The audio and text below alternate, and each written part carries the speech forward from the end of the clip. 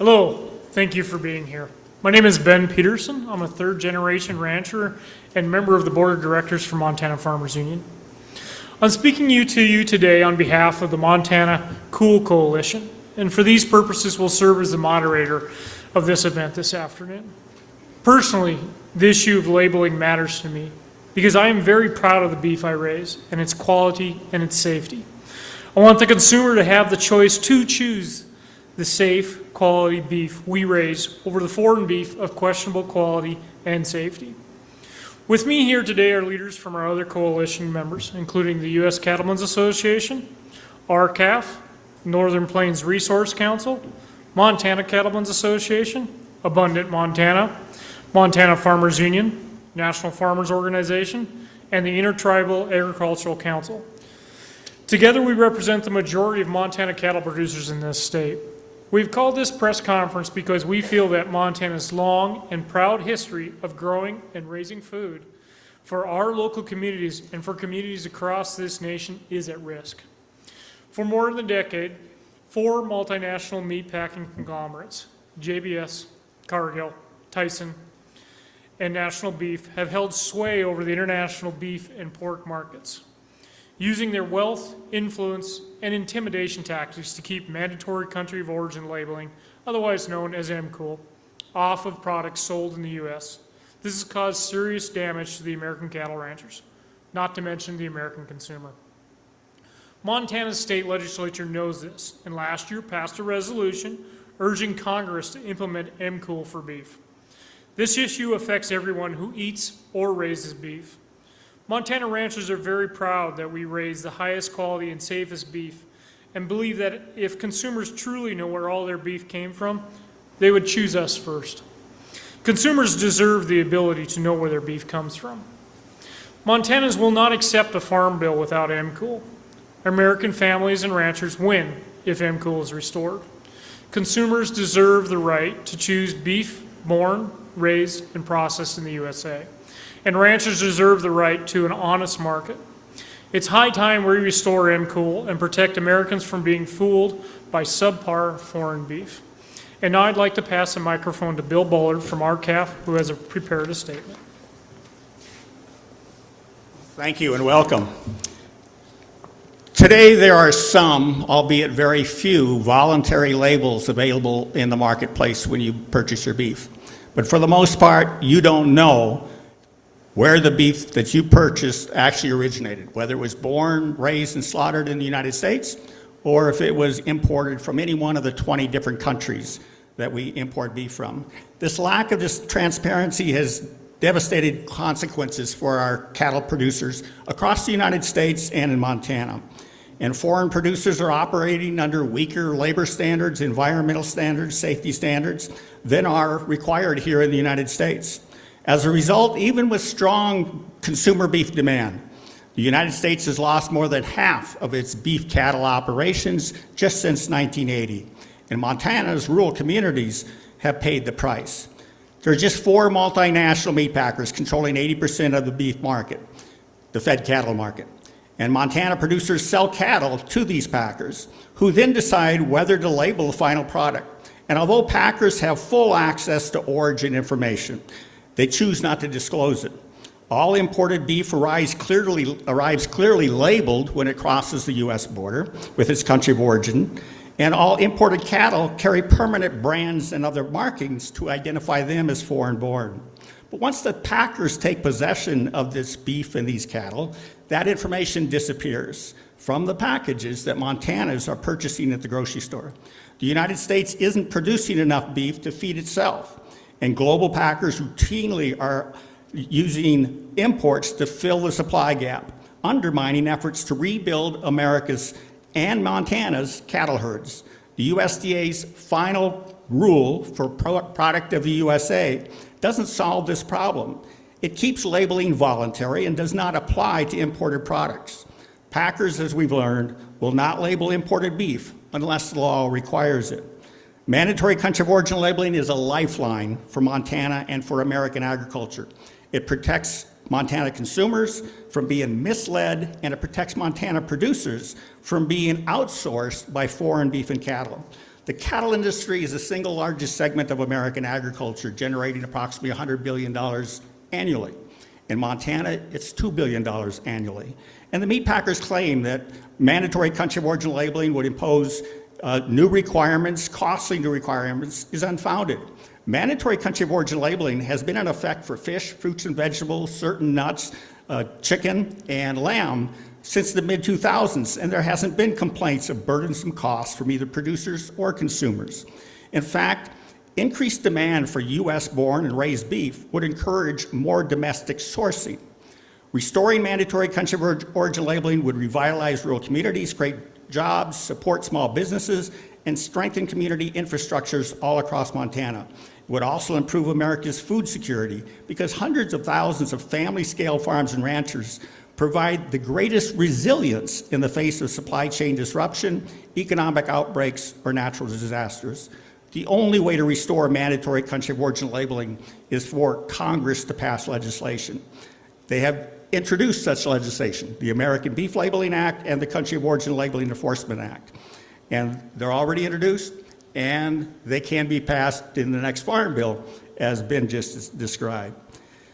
We thank Representative Zinke for co-sponsoring the House version of the bill, and we urge Senators Daines and Sheehy and Representative Downing to follow the directions set by Montana's legislature and become co-sponsors as well. So thank you, and now I would like to introduce Montana Director for the United States Cattlemen's Association, Samantha Ferret.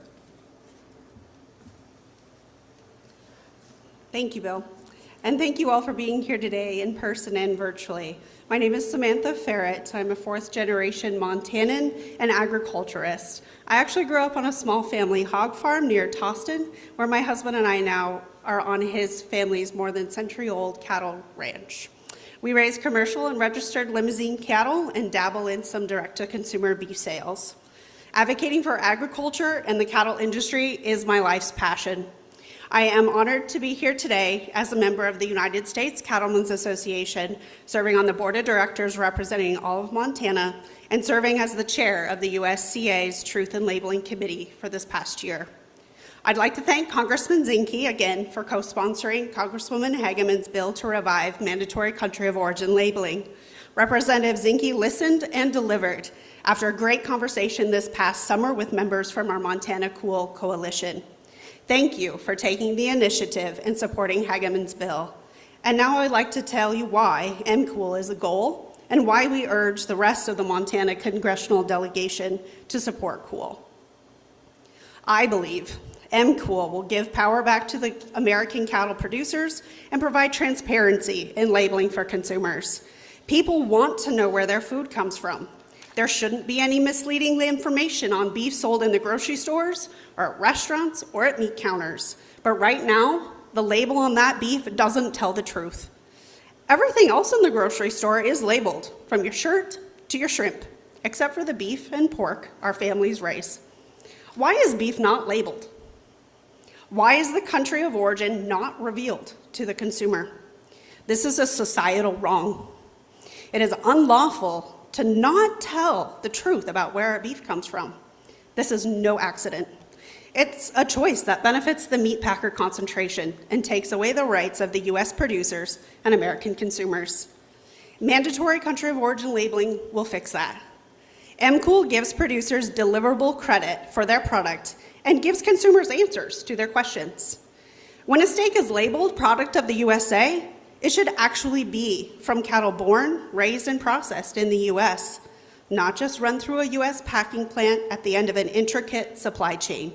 That's not a free market, it's a corrupt one. MCOOL protects producers by letting our work stand on its own. It tells ranchers what you do matters, and you'll get credit at the meat case and not only at the sale barn. As a cow-calf producer myself, it is extremely important to me knowing that the cattle born and raised on our ranch is properly, truthfully labeled at the end of the line matters so greatly. Give credit where credit is due. It also tells consumers you have the right to know what you're feeding your family and where it came from. I advocate for this every day. The importance of knowing where your food comes from and being able to make informed decisions is a great exercise of freedom. Therefore, truth and transparency are an absolute must when it comes to labels on beef. I care about the consumer just about as much as I care about my cattle herd. Product of the USA already signals to shoppers that the meat is safe, well-raised, healthy, and fresh. Honest country of origin labels make sure the signal is reinforced. MCOOL is about the next generation. Young people will not come back to the ranch if the deck is stacked against them before they ever start. MCOOL is one concrete step towards a fair shot. We've heard a lot lately about holding the concentration of the meat packers accountable. You can't do that with hearing and headlines alone. You do it with policy that restores basic fairness, truth, and transparency to the marketplace. MCOOL is how you connect the dots from outrage to outcomes. If we're serious about competition, if we're serious about supporting our rural communities, if we're serious about food security, which is an issue of national security, then we have to be serious about transparent, honest labels on beef. Producers are doing their job. Consumers are doing their job. Now it's time for Congress to do its job and bring back mandatory country of origin labeling for beef. A true label is a true label. Let's put it back on the package and put fairness back on the market. And now I'd like to invite Bruce Schultz of NFO and Northern Plains to the podium. Thank you. Good afternoon, and thank you for being here. My name is Bruce Schultz. I am the Montana representative of the National Farmers Organization, a member of Northern Plains Resource Council, and I'm also on the board for the Montana Cattlemen Association. I can tell you that in the last 30 years, my community has had some dramatic changes, and so have many other small communities across the state of Montana. Times are tough right now, and ranchers are facing a wave of competition like they've never seen before. Across this great state, family farms and ranches are under more pressure than ever. According to a USDA census, just between 2017 and 2022, in the county of Ravalli County alone, there were 150 farms lost and 50,000 acres of farm ground. As these operations go out of business, our rural residents suffer economic ripple effects that lead to shuttered main streets and hollowed out communities, all while corporate meat packers reap record-breaking prices. But the solution is a simple one. We must reinstate mandatory country of origin labeling and restore the decision-making power to our consumers. We have prepared a brief presentation on what labels look like to the American consumer. This slide is an old version of MCOOL from 2015. There you go. As you can see clearly here, the beef was born and raised in Australia, then shipped and packaged for sale in the United States. This next example is from 2026. Here you can clearly see the difference between similar types of grass-fed beef. As you can see, these two products look pretty similar. Both are grass-fed beef, and both claim to have no antibiotics or hormones. And both are clearly marked with the USDA inspected and approved label. The difference here is that one has a country of origin labeling, product number 2, and the only one of these that is born, lifetime grazed, and harvested in the United States. The reason we are showing you these labels is to illustrate that although the new rule put in place on January 1st of this year provides necessary and clear consumer labeling for products that are made in the USA, country of origin labeling remains voluntary and therefore does not appear on all packages. In December of 2025, the European Union discovered that beef entering their markets from Brazil was contaminated with a banned hormone called estradiol. Since that time, the EU has issued a recall on Brazilian beef, and some members have banned Brazilian beef altogether. The Fence Post, a newspaper, reported farmers across the EU have been protesting against the deal, saying it will bring unwanted beef and other meat products produced to inferior quality standards than in Ireland. Does that sound familiar to you? Now, knowing all this and looking back at our example packaging here, could you tell me for certain that product number 1 contains no beef from Brazil? This is why COOL is so important. It gives the consumers the ability to choose the product they would like, based on a clear and truthful messaging. If they want to choose a package of beef from Australia and packaged in the US, they can choose to do that. But not telling them where their beef comes from, and not telling them that their beef may be a mix of domestic and foreign-born beef is not okay. I'm grateful for this coalition and the people on this stage, and for Northern Plains, who helps Montana communities organize and build power around important issues like these. Next up, you will hear from Tim Bruner from the Montana Cattlemen Association. Thank you, Bruce. The Montana Cattlemen's Association appreciates the opportunity to speak today in favor of country of origin labeling. And we agree with everything that's been said so far, but I'm going to add something with a maybe a little different avenue. In first reason, President Biden, Executive Order 14005, states the United States origin products should be purchased, when possible, for government programs, and beef for programs such as school meals would definitely fall under this act. It's good for the schools, it's good for the producers. Mandatory country of origin labeling for beef would make this purchasing much easier and also reduce many of the expenses because of the locality and the closeness to the supplies. It should also be noted that President Trump has rescinded many of the previous executive orders from the last previous administration, but that Executive Order 14005 actually will make America great again, and it hasn't been rescinded. So it's still in place. The next thing I'd like to talk about is the USMC.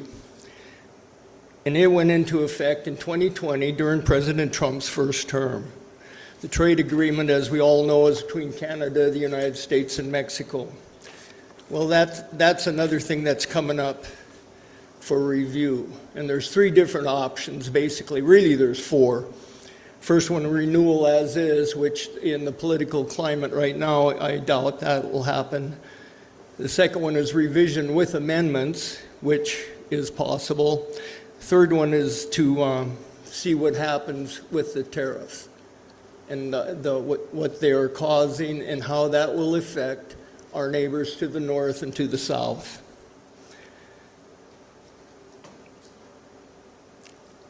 The World Trade Organization is the one that has the power, and they're the ones that threatened in 2014. The reason COOL was stopped is because of the threat for a $1 billion fine.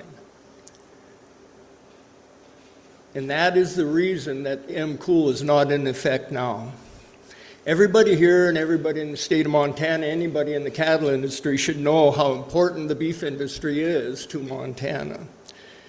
And I've been involved in the cattle business for a number of years, and I can honestly say, without a doubt, there's never been a greater demand from consumers wanting to buy beef directly from a producer. And that is because they want to know what they're buying, where it's coming from, whether it's grass-fed, feedlot, whatever, they want to know. So my question is, Why haven't all of our elected officials put the support behind the cattlemen, the producer, and the state of Montana's beef industry and support MCool? Thank you. And with that, I'm going to introduce Mr. Trent Stoltz from the Farmers Union. Thank you, Tim. My name is Trent Stoltz. I sit on the board of the Farmers Union. I'm a fourth-generation rancher from Pompey's Pillar. American beef is synonymous with quality, but deceptive labeling by multinational meat packing corporation continues to erode the integrity of beef at the meat counter and shrink the American beef herd. By reinstating mandatory country of origin labeling, Congress will stop undercutting American ranchers and create a more food secure America. Since the repeal of MCool in 2015, Montana has lost nearly 25% of its family ranches. Mandatory country of origin labeling is now more important than ever, as the United States imports more beef than at any other time in our history to meet this strong demand. Yet the American beef herd is at its lowest numbers in more than 70 years, largely because of anti-competitive practices and deceptive labeling by the big four multinational beef packers. When 30% of Americans' beef supply is imported, mandatory country of origin labeling is crucial to maintaining truth and transparency to our consumers. This issue affects everyone who eats or raises beef, and right now there are two pieces of legislation supporting the reinstatement of MCool. The recently introduced American Beef Labeling Act, S-421 in the Senate, and the Country of Origin Labeling Enforcement Act of 2025, H.R. 5818 in the House. Montana Representative Ryan Zinke has already signed on to the COOL Enforcement Act in the House, and both of these bills have strong bipartisan support. But we need the rest of Montana's congressional delegates to back these bills for them to succeed. Montana's ranchers and consumers alike support this legislation, which will safeguard our rural economies from highly variable market swings, where often the bulk of the tax base is rooted in agricultural operations. MCool supports rural schools and communities. MCool as a policy is a simple step to ensure the future for the next generation of Montanans. We are calling on Senator Sheehy and Daines and Representative Downing to join us in protecting Montana cattle growers and consumers by signing on to these bills today. Montanans will not accept a farm bill without MCool. It is high time we give consumers the true choice to buy American beef and give American ranchers the certainty they need to rebuild their domestic herds. At this time, I'll pass it back to Ben.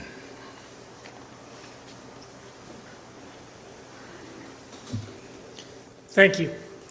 To the American consumer, we in the ranching community want to thank you for your continued support. We know that many of you, particularly around the holidays, support your local ag communities by buying local. You put your trust in us to provide you with a high quality product, and we believe that we do. It is important to note that for this issue, simply buying local will not solve this problem. It is far too large. And frankly, you won't know what you're buying unless you buy it directly from me, one of these gentlemen, or another farmer, and drive it off the ranch yourself. The labeling issue is a big one. It is destroying our local ag communities and impacting towns and local economies across Montana. If you want to be sure that you're feeding your families is born, raised, and processed in the U.S., with all the standards and quality you've come to expect from your food providers, then we need your help. We're calling on all Montanans to reach out to your local congressional representatives and tell them that you want mandatory country of origin labeling. We need you to insist on this. And then when the time comes, we need you to vote on this. Now, we have made it easy for you to help. All you need to do is to visit MTCool, that's MTCOOL.org, and fill out the forms that we've put there on the homepage. Just fill out the form and it will be sent to the correct congressional representative. To end with this, to our congressional representatives, Many, if not all of you, have run your campaigns on the notion of putting America first. Well, reinstating MCOOL does that. It's an easy win. We in the ag community operate by a set of unspoken rules, ethics, you might say. Say what you mean and mean what you say. Do what has to be done, and when you make a promise, keep it. You say you want to put America first, then do that. Take the easy win. Support the MCOOL bills in the House and the Senate. Support your local ag producers. Support consumers and families across this great state. Thank you. Now I'd like to open the floor to questions from the press. Oh, sorry, I apologize. We have spokespeople representatives from each of our coalition organizations, as well as representatives from the Yellowstone Valley Food Hub. The Food Hub is a Montana food cooperative connecting over 35 farms, ranches, and food artisans from the greater Yellowstone area. Now I'd like to take some questions. Yeah. Seems like I've been talking, Russell Nimitz, Western Ag Network. I've been talking on radio and TV for 30 years about country of origin labeling. We had it for a little bit, as you guys mentioned. What's it going to take to finally get this thing across the finish line? I mean, really, what's it going to take? You guys mentioned it's going to be in trying to get it in the new farm bill. We had the bulk of the farm bill happen last summer. We've got a little bit of work left to happen, hopefully this spring. I mean, what are the chances of finally getting this done? I'm going to turn this over to Samantha to start with. Thank you for your question so much. Really, it just comes down to a yes vote. Consumers and ranchers alike want and need this. It's not just our coalition. It is ranchers and producers across the countryside, whether they're affiliated with our coalition or other organizations. They want it. I talk to people on the street almost every day, and I say, did you know the label on your beef doesn't mean, just that inspection doesn't mean it came from the U.S. You're kidding me, people say. And I said, no. So you need to ask your congressman for a yes vote for MCOOL. If it doesn't get into the farm bill, it needs to happen regardless. So whether or not it is a title in the farm bill, it needs to happen this year. It has to happen now. It's prime time, and it's just time, plain and simple. Thank you. Bill Bullard with RCAF USA, and just to add to that, this issue, more than any other, demonstrates clearly how powerful the multinational meat packers are. In answer to your question, what will it take? Courage on the part of Congress to stand up against the financial interests of the multinational meat packers who are exploiting producers on one end of the supply chain and consumers on the other. Thank you. To paraphrase, basically, just do it. We've got a better chance than ever. We actually have bills. Any other questions?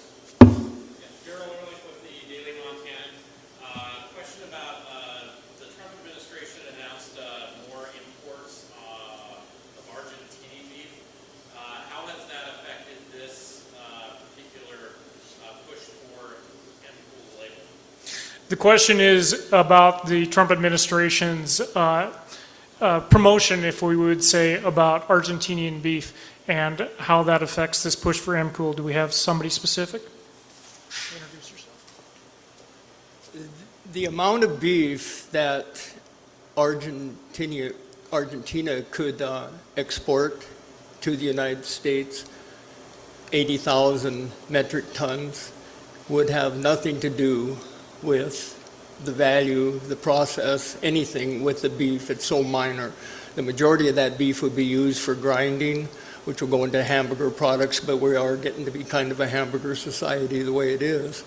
But as far as Argentinian beef and MCOOL, then it would be stated when it came in, product of Argentina, product for USA. Yes. Yeah, Keenan with Northern News Network. I was curious, want to circle back a little bit. You were talking about the World Trade Organization and their role in this. That seemed like a pretty big number. still out there, isn't it? I mean, if we were to bring this back, I mean, are there still concerns about how WTO would affect any move in this direction? Bill? So that decision by the World Trade Organization was about a decade ago. It's an unanswered question as to whether or not a ruling a decade ago would apply today. Most likely, Canada and Mexico would have to file another complaint with the WTO. But if they did, they'll find that the WTO's makeup is very different today than it was then. Under the Trump administration, Robert Lighthizer, the trade ambassador, used the WTO's ruling on country of origin labeling to demonstrate the overreaching and nefarious acts on the part of the World Trade Organization. So the past 3 administrations have refused to seat appellate panel members at the WTO. So they've been rendered somewhat obsolete. They are not the entity they were 10 years ago. Circumstances are changed today. We do not believe that threat that has been discussed is relevant today. Yes? What about the argument that it would cause a lot more paperwork for ranchers and farmers to track the country of origin? The question is what about the argument that this would cause more paperwork and effort and time and money to the to ranchers? Yeah, I don't think it's going to cost anything more than it's costing right now. They know where the beef is coming from. They're already putting multiple labels on everything. They know what is American, what's Brazil. They know the mixes they're putting in. So I don't think it's going to cost anything extra. I mean, cattle come in with a brand, boxes come in with a label. They already know where it is. There isn't a need to change anything that already exists. It's just keep the label with the meat.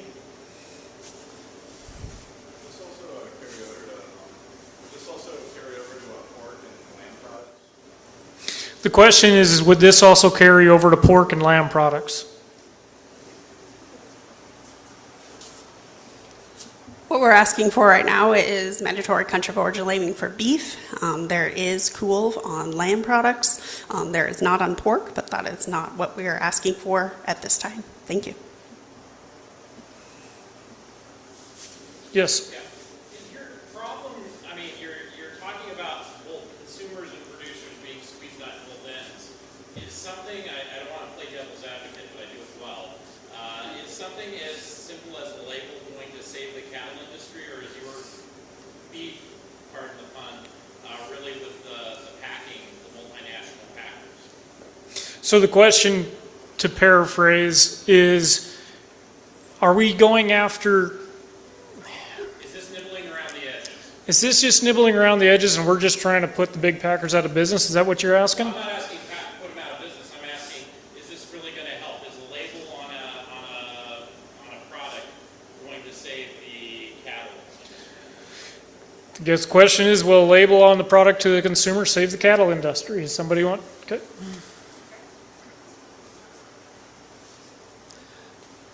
While it may not be the end-all, be-all, it is one of the biggest steps. No, it is the biggest step that we can do to making ranches more profitable. When we had country of origin labeling, I sold cattle that year, 700 pounders, $2.47, $247.50, so 50 cents at it. Anyway, $247.50 per hundredweight. I know it's all crazy. The next year, when they took it away, we sold at $1.40, $1.56. Basically, we lost 40% of our market overnight. It didn't matter. And that's something because the American consumer was able to sit there and say, this is what's important. I want American beef. And for those people who say, well, if the price of American beef is going to go up, well, that's where somebody could buy Brazilian beef, if that's what they feel like. I personally wouldn't do that, but that's not me. I know where my meat comes from. It comes from my ranch. So it is a matter of, Just that fact that we lost 40% of our market or our price in 1 year, that tells me a whole lot. There wasn't less demand. They were just able to squeeze us down, and they did. And if you give them a chance to, they will go for your jugular every time. And to add to that, consumers and producers are both best served in a competitive marketplace. Competition can only occur in the grocery store if the consumer can exercise choice. They cannot do that without being informed as to the origins of the product they're purchasing. So presently, with consumers unable to initiate demand signals upstream into the supply chain, the meat packers simply have inventory that they have to replace. They can choose from whichever of the 20 countries that they want to source the beef to satisfy that depletion of their current inventories. With country of origin labeling, you've empowered the consumer to initiate the demand signal, send it to the packer, and the packer has one choice and one choice only with which to satisfy that demand, and that's to go to the U.S. cattle producers, including these here in Montana.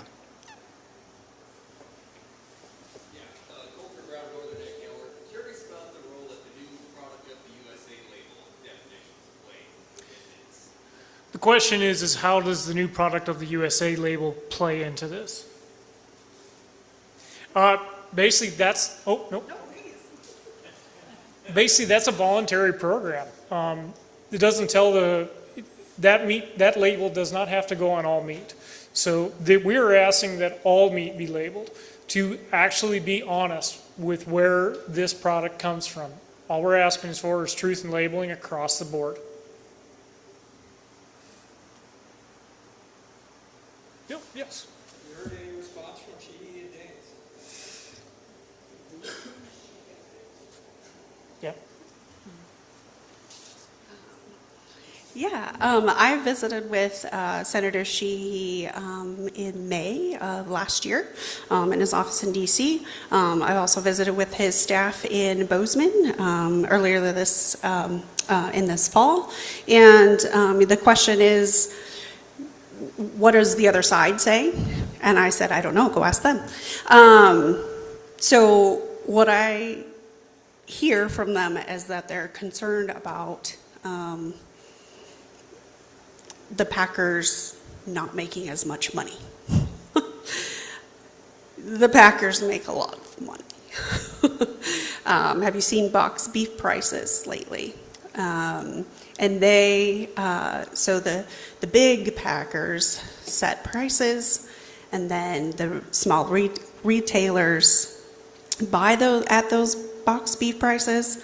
They're in the grocery store, and they set those prices. So those big beef packers, they know where the beef is coming from. They just toss the label away and don't follow it all the way to the retailer. So there really is no money loss. You just keep that label and follow the beef to the retail counter. So that's what I can say too, is I think Senator Sheehy keeps asking questions, and he's still open to cool. Just need to get it across the finish line. So. Got time for one or two more. So nothing from Danes? I guess not. I did talk to... Sir, go ahead. Yep. Okay. I did stop in his office, I think it was last month, and in Great Falls, and talked with his person there, Randy. He's still weighing the options. It's the same line that the two of them have, is they want to see what's going on. And even though you bring up all the good points, there's no bad points to it. As when we were talking with Representative Downing up in Havre, one of the people in our group was there and said, you have to remember, the big four are not in the state of Montana, but all these producers are, and consumers. That's who you have to vote for. You have to vote for us, not the big four. Yep. mentioned that people want to know where their beef comes from, that they can buy it from you directly, they would. So why not concentrate your efforts on getting an in-state packing plant that you guys can build a co-op and we'll avoid all this, so it's Montana beef. Great, you can call it Yellowstone beef, that's what they call it. You want to write me a check? That's why. Because, to be brutally honest, the majority of the beef that's raised in Montana does not stay in Montana because there's simply not enough of us. And then on top of the fact, not all the beef that's raised in Montana is finished in the state of Montana. It's the nature of the beef food chain. We're really good at producing calves, maybe not the best at producing finished steers. On top of the fact, it's just too far, too long. So I think, unless there's something else,